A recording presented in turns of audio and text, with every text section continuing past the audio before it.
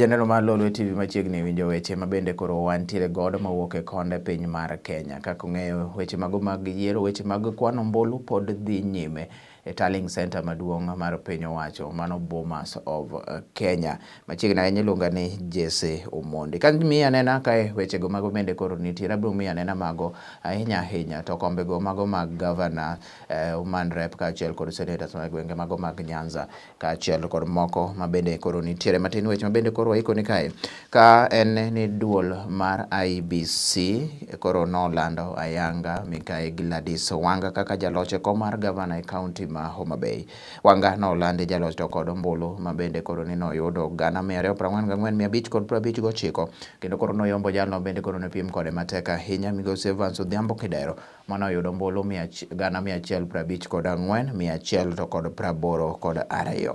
E kom mar senate county nogono ma Homa Bay ne ng'oyombi kanyo to kod Moses Kajwang' mano oyudo ombulu maromo kanyo gana 353,882 seche ma Thomas Ojanga noluwe machiegni ahinya mano jachung' mar KANU noyudo kwanatamalo noyudo kwano ombulu gana 18,600 to kod 90. Mane e jalno bende koro noluwe kod kwano ombulu makamano. Kom mar Human Rep kata bende jachung' mar county nogono ma miyo Human Rep iluongo ni Joyce Osogo Bensuda mar ODM bende koro noyombo komo nogono.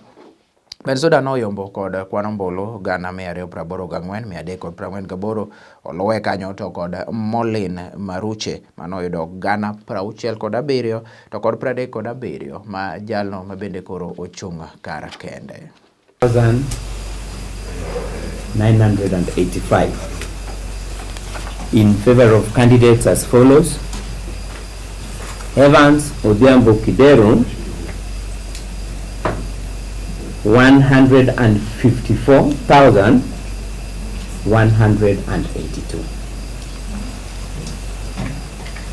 Charles Rabudi Mark 1,244. Gladys Atieno Nyasuna Wanga 244,559. Based on those results, I would then want to declare Gladys Atieno Nyasuna Wanga as the governor-elect. This goes so that the people of Homa Bay can get the services. We always hoped that we would win, but that we would win with such overwhelming majority and mandate was never in the slightest of our expectation. And therefore, the people of Homa Bay, you have overwhelmed us with your vote of confidence. And I want to state here unequivocally that we will not betray this trust. We will take this responsibility as seriously as you have laid it on us. We will not let you down. We will deliver the much needed services to you in every village where you are. No part of this county will be left behind. Whether you voted for us or did not vote for us is no longer a question. We are one united Homa Bay. We will work for everybody and with everybody.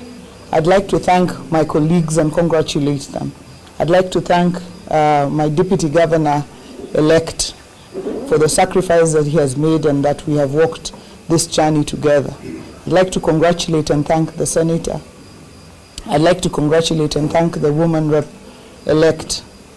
I'd like to thank my colleague MPs who in every way sacrificed and walked this journey together with us, including the national chairman of the party, Honorable Mbadi. I'd like to congratulate and thank all members of the County Assembly who also walked this journey with us up to this point.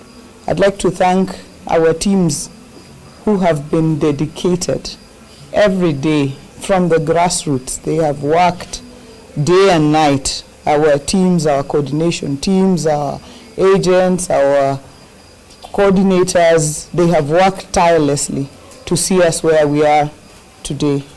I would like to thank the IBC and our county returning officer, Mr. Popa, returning officers from all our 8 constituencies, because they have been diligent, they have done their duty above board. So IBC, led by Mr. Popa, we really thank you, because you have performed your tasks above board. And even when we hurried you, you said, let's not hurry. Let's just do it slowly but surely. So you have delivered an election in Homa Bay that will be difficult to challenge, because you have done it very, very well. So we thank you for that. Members of the Fourth Estate, you have sacrificed, you have been here days on end, trying to give coverage, trying to inform the people of what has been happening while we were campaigning, and also this period of counting of results. So we thank you, members of the Fourth Estate, for your sacrifice as well, because you have sacrificed. To our worthy competitors, we ask that now that this is over, we put the election behind us. You had an agenda for Homa Bay, we had an agenda for Homa Bay. Let's come together, let's work together, let's serve the people of Homa Bay, which I believe is the reason why we were all in this mission. To the people of Homa Bay, as I have said, it doesn't matter that you voted for us or you didn't vote for us. Let us come together, let us pull together, so that we can move Homa Bay to the next level. It is not lost on me the support that I have received from the women fraternity from across the country. This being historic, and being the first woman in this part of the country to be elected as governor. I thank our deputy president, who actually came here to push the agenda for us, and several women and women leaders, some whom I even see in this room today, who have stood with us and supported us. I thank our party and our party leader, who is now the incoming president of the Republic of Kenya, for the vote of confidence that he gave in us, but also in the women of this nation. I spoke too much, perhaps because there's too much to be said, but this is not the occasion. I thank you all, and I am really deeply humbled and overwhelmed by the mandate that the people of Homa Bay have given us. Asanteni sana. Okodhiyo e duoko go mago mag migori mabende jofwambo meko e gwengego, omiyo waka eni kaluwore kanyo kod duol mar IBC, gavana mabende koro oyier en Dr. Ochilo Mbogo Ayako, mabende koro noyonge e kom makamano. Returning officer ma Migori Ben Museti noyango mano, kendo lando ni koro Ochilo noyombo to kod kwano ombulu 175,226. Kom mar senete to yombe kanyo to kod Eddie Okeche mar ODM bende moyudo kwano ombulu 295,228. Kom mar Human Rep bende olo kod Fatuma Mohamed mochung' kar kende kata independent, mabende koro ne oyudo ombulu mathoth ahinya, kendo Denita Gati bende nobede thuolo mar ariyo. Denita Gati en jalno ma ochung' kod ODM, noyudo ombulu 117,597.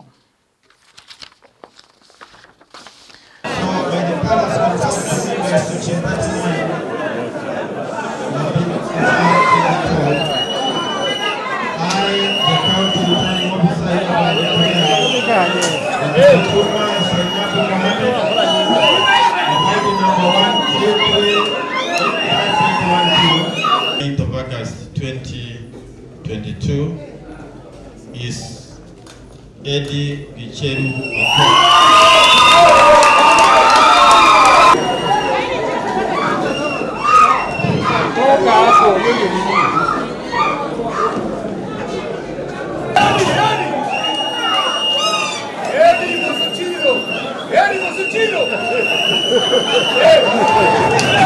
Opportunity. Hello. I want to take this opportunity to thank God for today, to thank my family, to thank my deputy and his family, to thank IBC for the well-conducted elections, I also want to thank my employers, the people of Migori. Thank you very much for your support. I want to congratulate my competitors. I want to say that they were very worthy opponents. They gave me a run for the victory today. They were well conducted. Thank you very much wherever you are. Today may be our day, but you may also have another day. Thank you for the fair competition, for the serious part in which you conducted the affairs of campaigns in Migori. Thank you very much.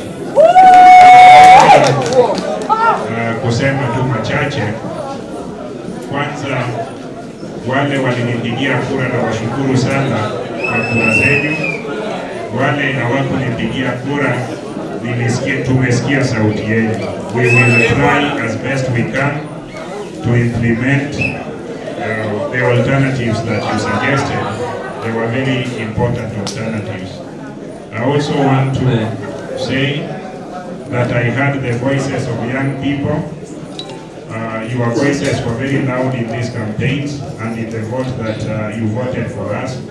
We will deliver on the promises and the pledges that we made in favor of your proposals. I heard the voice of women. Kina mama mko? Your voices were heard. Your concerns are with us. I want to say that I heard the voices of boda people. Boda mko? I know they may not be here, but the voices were heard. We heard the voices of the diversity, the diverse people of Migori County. Abakuria wakiwa ndani, Abaluya wakiwa ndani, the Sumbas wakiwa ndani, Wajaluo na kila Mkenya ambayo anajivunia kwa mtu kutoka hapa Migori. We heard your voices. We are going to form a government that is inclusive of all of us. We are going to deliver on all the commitments that we made to the people of Migori, but more importantly, we will fight corruption. We will ensure that the new administration lives to its billing that we do not tolerate corruption. To kwaduogo e kaunti ma Kisumu en ni koro ngire Peter Nyang'nyong' ma en gavana masani bende koro chako yiere kendo gi otiko mar ODM bang' yudo ombulu 310,557.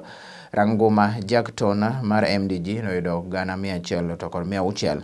E kom mar Senate en ni koro Odhiambo Ojienda Tom ma profesa ma bende koro noyombo kod kwan ombulu 413,100 to kod 21. Enos Gundi Okolo mar Jubilee noyudo 15,575 ma bende gine jochung' kendo ariyo mane laro komo nogo. Ne komano man repe Ruth Busia Odinga mar ODM manoyombo to kod kwan ombulu 304,293. Otieno Valentine Anyango mar MDG no bedo thuolo mar ariyo to kod kwan ombulu 80,110 to kod 7. In Luo, wasetimo wadoktimo, which means that we have laid the foundation for the future and we are going to develop on it. Our commitment to the people of Kisumu was that we shall stop walking the kitchen and flying with eagles. And I will tell you that we have already started that. And many areas of development in this county that we shall look into further because they relate to the basic needs of the people, health, education, environment, agriculture, food production, sustenance of the livelihood of people in many ways. And as you know, and I must thank His Excellency the President, Uhuru Muigai Kenyatta, and the Prime Minister, now the 5th, for what they did at the harbour in Kisumu. You know, Kisumu had always been a great harbour during the East Africa Community days, but from '78 to recently, it was dormant. I was committed to reviving the maritime transport on the lake. I didn't know I was going to do it. But the President and the Prime Minister knew how. And as you know, not only do we have a harbour here, but we have started shipbuilding. And we are looking forward to Kisumu to be a shipbuilding port of the world, just like Singapore, using effectively the Gulf that we have. And this is going to service the whole of Lake Region economic bloc. and the economy of Kenya. These are some of the things we have in stock for us, and I know with this team we shall do it. It can be done. Inawezekana.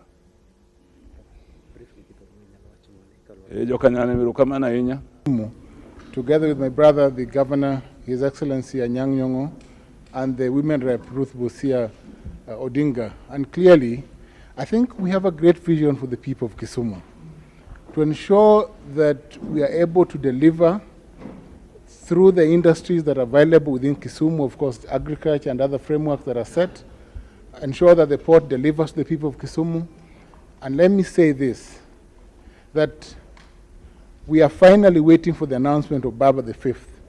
And we are keen to leave this place to go to Bomas and be part of the struggle so that we deliver to this country what we are looking forward to, and that is Baba's presidency. Nothing short of that will make us happy, I think, as the people of Kisumu. So thank you very much. I will not say much, it is late, but we are happy that we have come to the end of a tedious process. Asanteni sana. Wamor jo Kisumu agonu erokamano. The government of Kisumu, this is a very special occasion. For Kisumu, is one of the greatest occasions that we have had a very peaceful elections, and that I am very grateful and thanking the IEBC for conducting peaceful elections in Kisumu. I take this opportunity to thank them for that, and also to say that we are here to work for Kisumu. For me, I'm grateful to say I'm going to work for Kisumu. I'm going to work for the women and the youth of Kisumu. I'm going to work for the people of Kisumu. I've gotten into a position I'm very happy about. And I am happy I'm going to work together with the governor and the senator to ensure that all the president's wishes are done in Kisumu. All the development that is needed in Kisumu is done. And I know the president is going to be the fifth, Raila Amolo Odinga. E kaunti ma Siaya henni koro kom mar gavana James Orengo mar ODM bende romo kod kwan ombulu 220,349 kod 9 ka Nicholas Odero Gumbo bende mar UDM mano obedo thuolo mar 2 kod kwan ombulu 147,500 to kod 58. E kom mar seneta eni Oburu Oginga noyombo kod kwan ombulu 285,500 kod 95 e kaunti nogono ma Migori. Julius Okinda 33,898 kendo mane entiere thuolo mar 2. Ka kom mano mar Woman Rep en Christine Ombaka mar ODM bende koro osebede kom nogono kuom thuolo tams 2 mago ma bende koro osekadho noyudo kanyo kwan ombulu 209,207 to kod 48. Stella Aimba bende noyudo bede thuolo mar 2 kod kwan ombulu 145,500 to kod 6. The honor now to announce to you the county woman member of National Assembly, Christine Ombaka, Christine Oduor.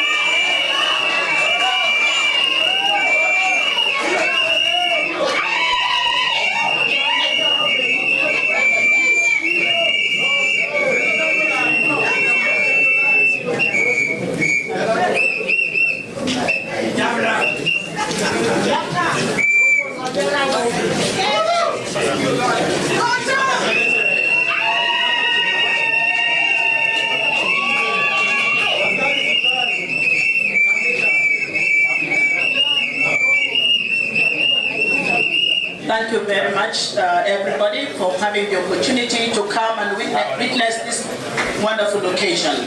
But I want to thank Siaya people for electing me the 3rd time as Woman Rep of Siaya. You have confidence in me, and I do have confidence in you. I want to thank those who voted. I want to thank even those we campaigned with, the women reps who stood for this seat. If they are here, I want to ask you, let's work together as a team. I want to welcome you and to work with you. I also want to show you how to win and how to be a woman politician so that we put more women in various positions of power. Kowere gi mag duoko go mag kombego to en ni koro jopiny ward ma Kisumu West Ward onyiso mor mogundho ahinya bang' ka koro jachung' mar ward no gotiko mar ODM mano Kennedy Duoko ema bende noyombe komno mano e duoko mabende koro nolandi ayanga. Ka giloso gi Lolwe TV, jopiny koro wacho ni hera margi momiyo koro giyiero migosi Kennedy Duoko ka Kennedy Duoko bende koro wacho oduoko erokamano ne jopiny kuom yiere kosingo tiyo ne jopiny go kaka yande nosingo negi e kinde mano campaign. Ano ni Nyasaye ne gima otimore odiochieng' ma kawuono kuom Kennedy Duoko. Nyocha wadwaro ni mondo telo lokre kod gima omiyo, nikech nyocha wadwaro ni lokruok mondo obedi kwaneno rem achiel ariyo. Nyasaye mondo okony Ken kod joge kaachiel kod joma omiye kura te. Wasekedo ne loch makoro waduoko dalani. Koro gima wadwaro en ni oriw jo Westward, otine jo Westward duto, kendo gimoro manyocha timore kaka under development manyocha nitie mondo o step up the development mar Westward. Adwa na duoko erokamano ne jowa duto temo nowuok mondo go kura kamano. To madwa na wachi lokruok ne wadwaro nikech wan gi dongruok maduong' ahinya en sikul, wabed go hospital, wabed gi nderni mabeyo, to chunywa gombo ni kapo ni weche no manyo wacho ni ochopo godo kare to wang'eyo ni wadhi bedo gi lokruok. Telo yier nwan gi wach nwan gi suku matin e chien kanyo kane ODM otimo yiero margi kane weche penjore ni to jo ODM emo yiere koso jopiny no warito ni mondo koro jopiny mondo kel yiero makende kendo ranyisi makende ni jopiny nohero mheshimiwa Kennedy Duoko kendo amor kendo warwako yombo mare wakwa Nyasaye mondo telnwa kaka osabedio ok wanya wach mang'eny en lokruok ema wadwaro. Kongo nyinga Kennedy Duoko. Kennedy Duoko ni endi e MCA mar West Kisumu Ward mano yiero manyo rumo ni endi e party mar ODM. Daher mondo agone oganda wa erokamano, oganda wa koa kamiluongo ni Kapuonja ne wato apa Kadongo gi Lower Kadongo tiende ni Westward duto erokamano kuom chung' kodwa kinde duto e weche mwatimogi ma kane wadwaro ombulu ne wawuoyo kodgi ma kuom hai maber gi winjo mana yombo gi yombo man malo kabisa nikech adieri ma jodalawa kata jothurwa nyane kodwa. Ago erokamano kendo ne Electoral Commission kuom timo yiero man kare. En yiero maonge koko, en yiero ma gima yude mimiyi kendo confirm ne ji adier ni kare an emana yombe ODM sachacha emomiyo chaka yombo kendo. Lek manye wan godo kuom Westward en achiel kende. Wadwaro lokruok mar adieri ma kata mana jogo ma gombulu Westward madwaro services e Westward onego bed ni nyalo neno kendo nyalo neno ber mar pesa gima idhi yalnegi County Assembly ma Kisumu. Gima ng'eyo ni an adwa tiyo ne jopiny and services monego bed ni wanyiso jopiny. Another thing man godo mang'eyo en achiel an awacho ne oganda ne duto ni ka giyie kuom hera mar ruoth to kik gitimie makosa ni kaseyiera kaka oseyiera ni endi to chieng' moro koro gisiamona ni ng'ane nokogochoni ng'ane nokogochoni. An ang'eyo ni jatelo koseyier to yier ne ji te kendo abiro tiyo ne ji duto maonge ubaguzi. Akwayo oganda manyicha ne wapiem godo ni giyie ni loch nitiere kendo giikre mondo mi riw lwetwa watine Westward waduto ka Nyasaye telonwa. Amolo Wuod Odinga weche ne pod yware kendo uneno kaka weche chalo. Walamo Nyasaye manyalo gik moko duto mondo bed jakorwa mondo mi ka Nyasaye oyie to wabedie telo ni wan be bang' higni mang'eny. Weche wuok e social media mopogore opogore inyalo po ka ng'ato wacho wach mopogore te wakwayo ni genowa en ni president ma koro mar abich en Amolo Odinga to gigo kwanyalo yudo kok en mana lamo. An kod mor aonge wach adwa wero achiel madwaro wako go jatelo kubai timo na maber sana otimo na maber atione timo na maber sana otimo na maber atione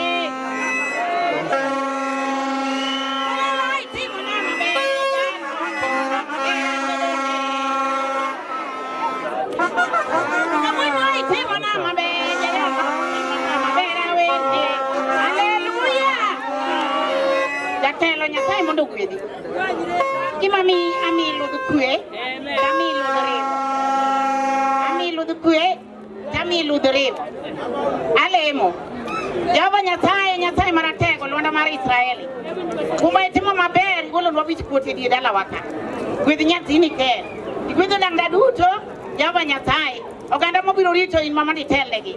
Jehova miye rieko mane miyo Udi Solomon. Kik iwe nono tipare. Pong'e kod rodu mana kuom yien Yesu Ruoth. E kaunti ma Homabay kocha ne jaod bura ma Karachuonyo Andrew Adipo Kuome ogo erokamano ahinya ne jo Karachuonyo kuom yiere kendo kosingo mar biro medo tiyonegi kendo e tielo mar ariyo kaka osebedo koro kotiyo kinde mokadho. Adipo mane loso kod Lolwe TV okwayo joma ochung' kode osire lwedo dhi nyime gi tiyo ne jopiny kaka dwarore. Kwedo timbe mago mag mahundu mag jochung' moko bende koro nicho keto mbele. Kata kamano owacho ni ok en gima ber tiyo to kod rowere e kelo lweny kinde ma koro jopiny to dwaro kwe kendo yiero makare. Adipo noyombo kom mar chungo bura ma Karachuonyo kendo tielo machielo gi ombulu maromo 45,800 to kod 46.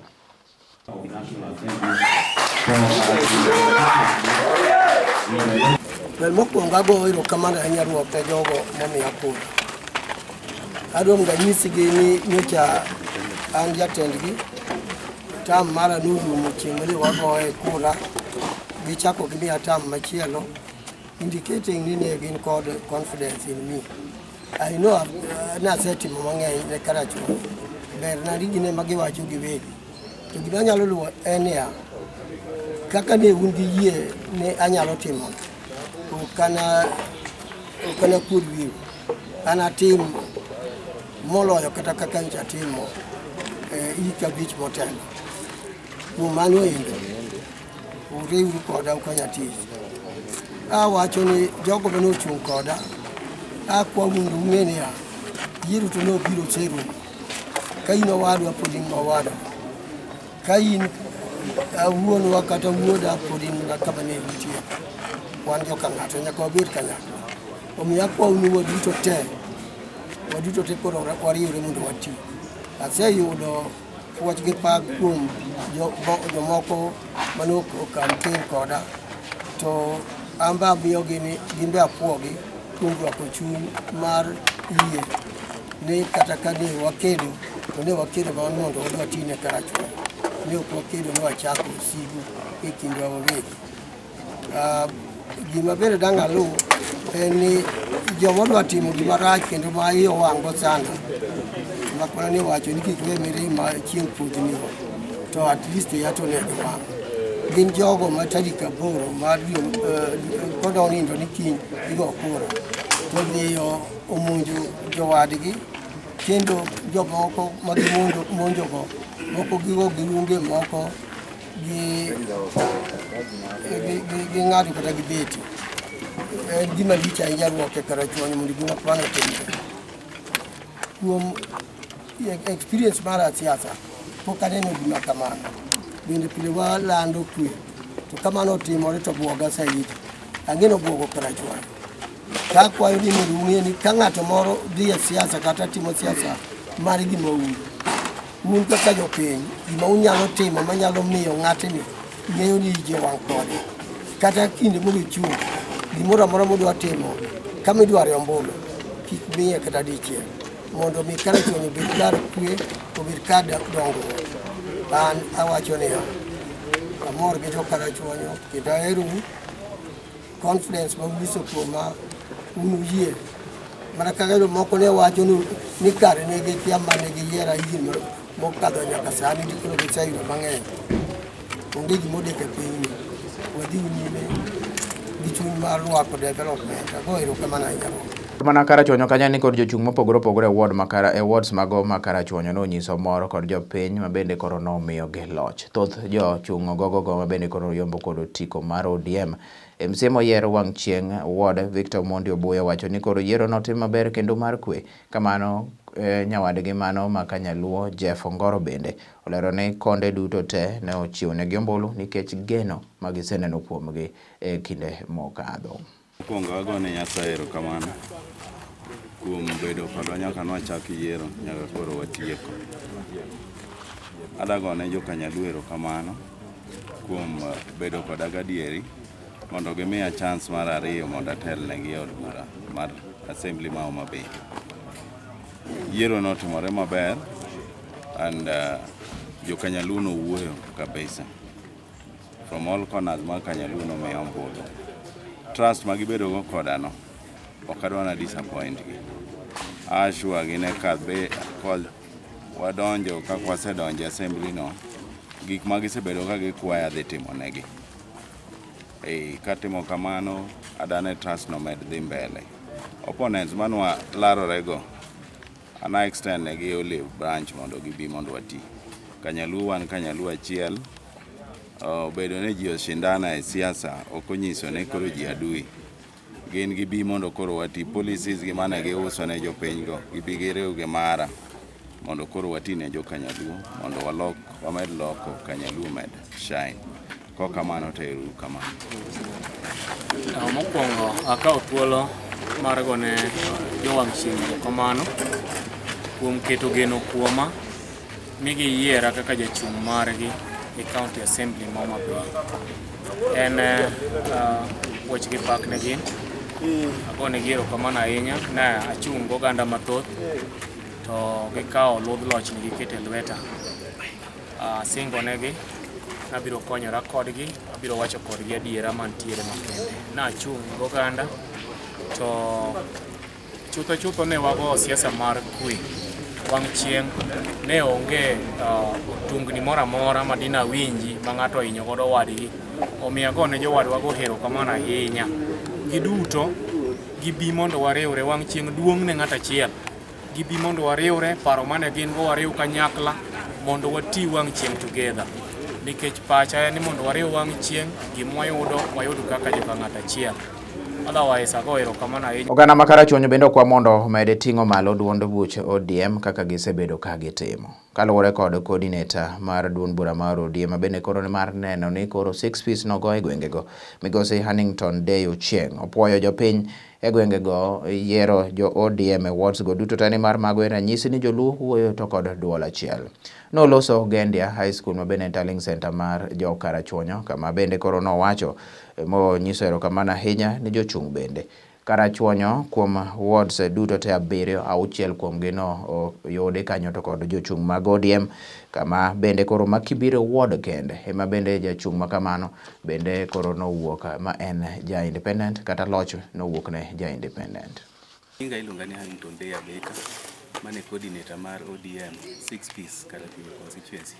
Akawo thuolo ni makende maduoko erokamano ne jo Karachuonyo duto manowuok oko mondo mi ogo ombulu. Turnout noko gik malainya lakini ne en average 73%. Omiyo waduoko negi erokamano maduong' kuom tijno matek ma giwuok oko mondo gitim. Gikonyo jakom kendo members mag ODM manochung' oyudo ombulu mowinjore. Mano waduoko erokamano ahinya.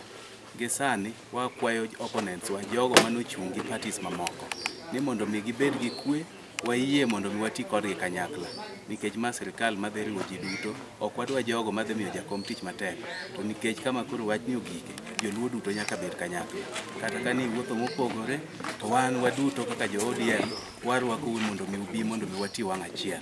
Ka loch oseyudi to ji biro to ungana kaka oganda kaka jogo moa kamoro achiel jogo mowuotho e twech achiel kasto lweny moyudino ji dhigo kanyakla ma ok gwenyruok ochako bede. Kamano erokamano to kwayo maduong' moloyo ni waketu kwe e sani ma Raila Odinga dhi donjo e telo mondo mitende no ochak gi kwe mowinjore e kinde duto. Erokamano. Kamano wago erokamano ahinya ne kwe mwabedo go Karachuonyo constituency kendo wan kaka coordinators manochung' ne various wards wago erokamano nikech jogo kura kendo jogo kura ne jakom Raila Odinga. Wago erokamano ahinya ne nyaka members of our county assembly bende oyier Karachuonyo ka. Adwa na wachi ni wan kaka jo ODM mwalus mana kom achiel mar Kibiri to adwa na confirm gima jakom Huntington Day Abeka wacho ni wan sani wan inclusivity and wakwayo ni koro wabedi achiel kendo wakwayo ni jotendwa ma Karachuonyo oriwa wabed kamoro achiel under leadership mar Mheshimiwa Andrew Adipo Kuome ka achiel gi governor marwa Gladys Atieno Nyasuna mabende jo Karachuonyo. Ago erokamano kuom miye ombulu mang'eny kendo wamor nikech gavana Gladys Atieno Nyasuno yombo in Karachuonyo constituency. Ngani Jojo mama higo an jakom mar ODM ma Karachuonyo. Mokwongo agone jo Karachuonyo kamano kuom timo yiero maber kata ne bedni kako lend ka MCA ma Kibiri Wuoro oyudore tawacho authority iteko maduong' ma jo Karachuonyo no ombulu maber moyudo MCA auchiel out of 7. Karachuonyo yiero mbunge mar ODM, Karachuonyo yiero governor mar ODM, Karachuonyo yiero senator, women rep and president mar Azimio. Ne jothurwa anamor kabisa akwaya ni joma ne beto ringo kocha manyo neno siki AP manja jakom wacho neno siki mane ochomiyo gidhi independent akwayo no siki no segol onge nyang gidhikana dwa dhikana no duto te mogik awacho ni nyeni tie incident mar dhao mamheshimiwa Lieta nyochogo wa condemn tiginyo with the strongest term possible and wawacho ni dala wawe urugore kigo ng'ato nyaka kunyo mani go mano wadu yiero rumo kendo yiero biro chieto wato kiny to wano wete waerre uru wariuru joma nyose yier gi lwedo mondo watim maber mondo wager Karachuonyo Erokamano nyagin weche mabende koro pod medo donjo kinge maber ni yiero pod dhi nyime kweno gweng'o opogore obomiye duoko weche mabende koro tuch kotene kod yierogo ahinya to mar Tallying Center maduong' mar National kuma bende koro pod kweno pod dhi nyime forms 34A mabende koro pod riwo Bomas of Kenya. Ibro yudo kete mane Lolwe TV bro yudo mi mathoth ahinya wechego mago mag yiero to kod ma weche mabiro duoko opogore obro mi kendo bro bedo kaka the screen mari seche duto te duoko go mabende koro rit masanyinga Jesse Omondi.